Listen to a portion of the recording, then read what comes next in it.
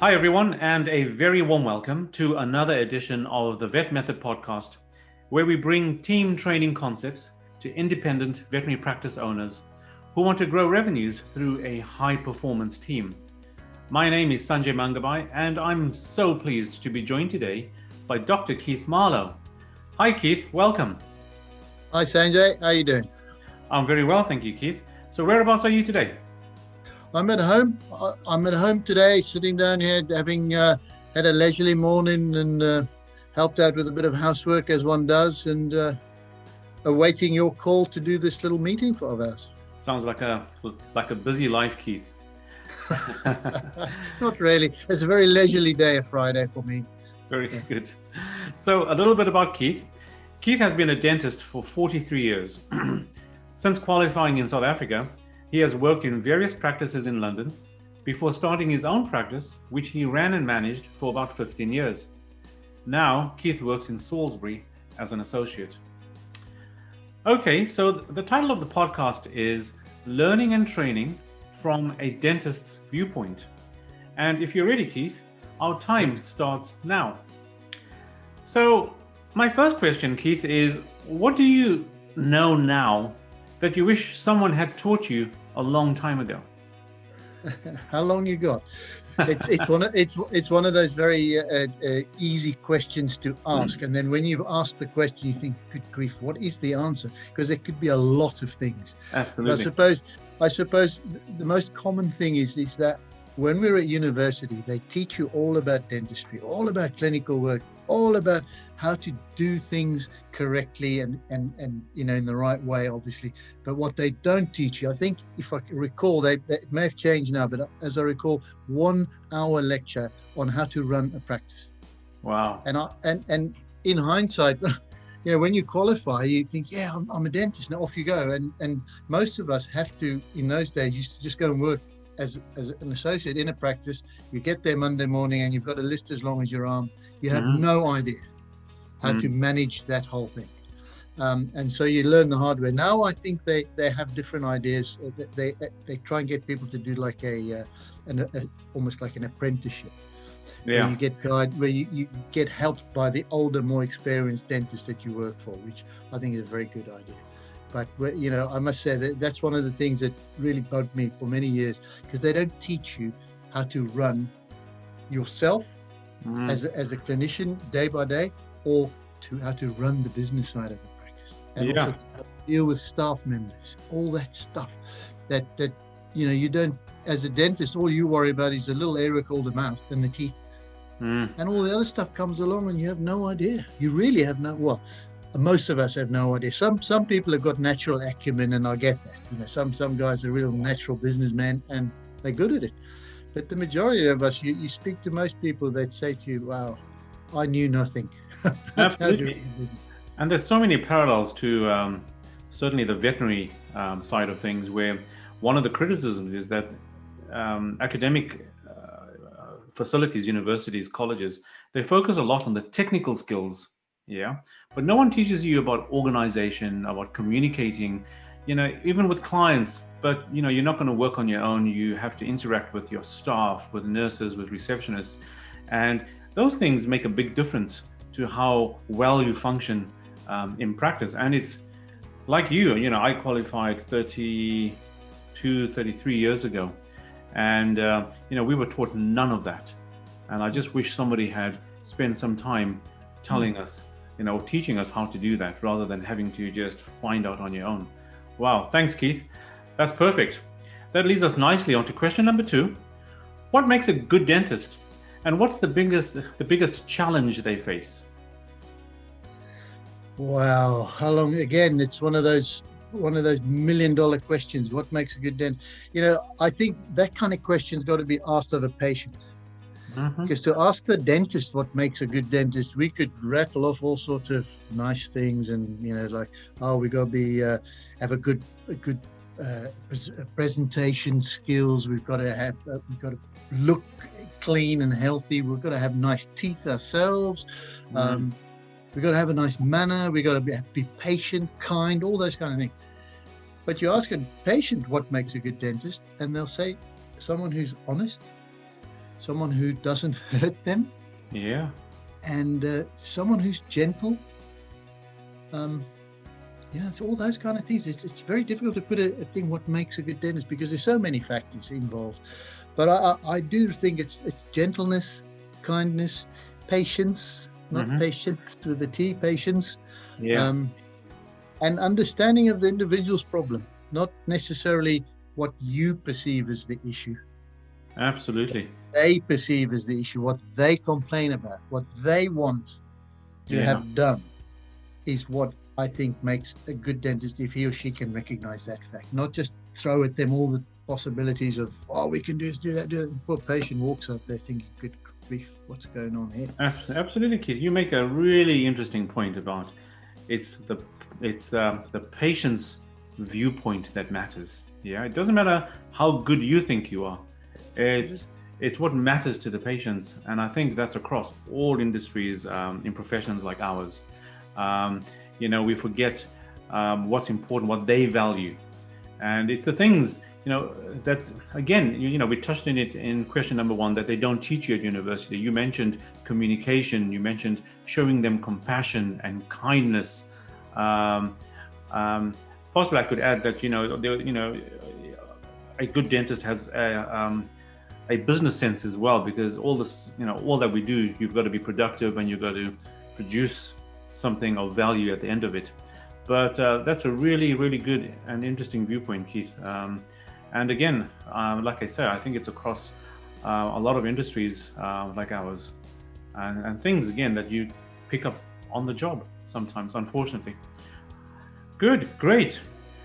Question number 3, with regards to work in practice, what knowledge, skills, or behaviors do you wish that dental employees, whether nurses, receptionists, or other dentists, were better at? What do you wish they knew more about, or had better skills or knowledge about? We touched on that in question 2. Again, it's this lovely word called communication. I don't believe in a hierarchy in a dental practice. I believe it's a team. Yes, there's a leader, but not necessarily a leader that everybody has to bow down to. The leader is there to take everyone forward. And if that leader doesn't exist, then I think the rest of the staff members, be they the dentist, be they the receptionist or the nurses, lose their way a little bit, and when they're unhappy, they're not working, they're not productive. And I remember talking to an oral surgeon once, working up at the hospital here, and he was saying, the best thing for me on a daily basis is to know that my nurse is on top of her job, because then I can do my job. But when I start worrying about what she's doing, I can't do work. And I'm assuming it's the same thing. If the dentist or the leader starts worrying about how the receptionists work, then he or she can't do their job, and therefore the nurses don't work very well with him or her, because there's confusion everywhere. Absolutely. I.e., lack of communication. And that's why I think that is so important. And having regular meetings, regular questions and answers to each other, and find out what's going on and talk to each other, share your issues. There's nothing worse, I'm sure it happens with you. There's nothing worse than one dentist, say, and one nurse sitting there and chatting about everybody else and griping and moaning about what's going on. And then it comes the practice meeting, no one says a word. Absolutely. And nothing happens. There's no growth, no nothing, and that can't be very good. So I think back to this word, communication, very, very important. Yeah, it comes up time and time again, the ability to communicate, and having an avenue to communicate freely. Leadership is important, as you mentioned. So people need guidance. The decision making, or the setting the tone of the practice, of the work environment, does come from a leader. So that's really important, Keith. Thank you. Okay, so question number 4. What do you think is the greatest training need in dental practice? I think there again, I've always had a big issue with how they do train nurses nowadays is that they pile their brains full of theory. Mm-hmm. And these poor girls or boys have very little practical tuition, other than what they get from their dentist where they work. Mm-hmm. And that to teach a nurse on the job is very difficult, because you've got a patient in the chair who is paying for your time, and you don't want a nurse making lots of mistakes, because it doesn't look good until you've always apologized to the patient for on the nurse's behalf, which it's not very professional. So I think the more practical work that they could get done from a tuition point of view, the better. And then they can apply that when they're back at work. Absolutely. But to just rely on the actual working day for their practical tuition, and then just get all this theory thrown at them, I'm not sure if it's a very good idea. And, absolutely. And I guess, dentists are on display. You have a patient right in front of you. Veterinary practice are the same. We've got the client in the room, and that's not the best time to start training sometimes. Well, probably most times. So training on the practicalities, the day-to-day tasks of the job is important. And if we can find some way to do that, then nurses would hit the ground running, and vets and everyone else, so to speak. Fantastic. Right. Thank you, Keith. Question number 5. If there is one piece of advice or message that you could give an upcoming dentist, what would it be? People ask me that all the time, and I can be facetious and say, give it up now. Because there's so in today's world, there's so many protocols, so many rules and regulations. You almost feel that you forget what you're doing with your hands. You've just got to have all this a shelf full of files with all the protocols, knowing what you're allowed to do, what you're not allowed to do. So I sometimes think, boy, this is a very difficult profession to go into, and I'm sure a lot of professions are like that. But I can't speak for them. I can only speak for us. A lot of the protocols are good. There's nothing wrong with that. But it's you sometimes forget what we're trying to do in the first place. But what would I give? What advice would I give? I'd say enjoy what you're doing. Enjoy what you're learning. Don't have the attitude that I've had after 43 years now, say, oh, give it up because there's too much theory, too much. But enjoy what you do, because it's a great job to have. It's great fun to actually achieve something that you started, and for it to see how it's worked, and to see the patient's face when you give them a mirror and say, what do you think of that? And their face lights up. That's pure enjoyment. Wow. So that's probably the best thing I would say. Enjoy. Absolutely, Keith. And you've touched on a really important point where people become disgruntled, dissatisfied with the work that they're doing. They forget why they got into the profession in the first place, that passion that they had at the beginning. But I think you quite rightly say you need to make a conscious effort to remind yourself to look for the good. There's so many things that we can look at the negative with, but it's making that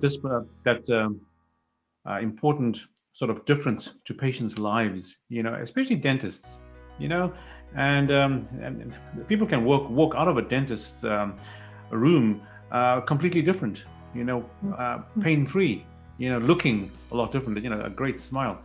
That's so important, Keith. I think we do forget about enjoying our job, because that's what gives you longevity. And I think sometimes we need to teach people how to do that, how to enjoy the job. Otherwise, it just becomes a day-to-day grind. Fantastic. Great. And finally, question number 7. What should I have asked you, Keith, that I didn't? You didn't ask me if I enjoy my job. You just look like...